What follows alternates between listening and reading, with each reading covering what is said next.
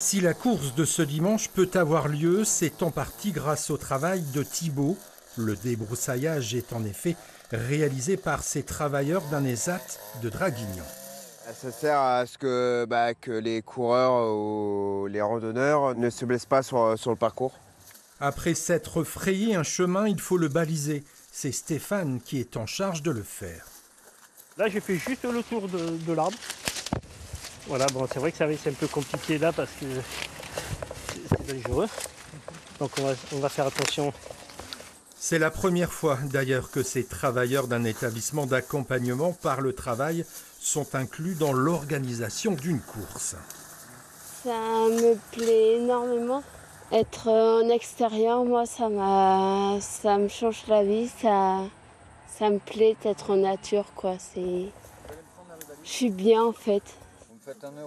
L'objectif des organisateurs, mais aussi des responsables de l'ESAT, est de bousculer les codes. Coureurs et personnes en situation de handicap sont cette fois coéquipiers.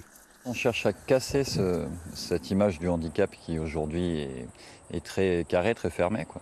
Et pour justement montrer qu'en fait on peut intervenir n'importe où, s'intégrer à tout type d'environnement.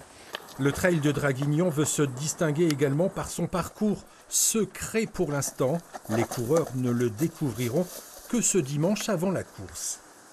C'est des terrains privés. Il y a 30 propriétaires qui nous ont donné l'accord et je les remercie pour ça. Et du coup, ils ouvrent leur terrain que ce jour-là, ils referment ensuite. Si le tracé est quasiment terminé, la distribution des dossards continue. Bonjour. J'ai retiré les 50 dossards du Crédit Agricole. Oui. Une distribution qui se fait dans la cour de l'ESAT, une manière pour les coureurs de rencontrer ces personnes en situation de handicap.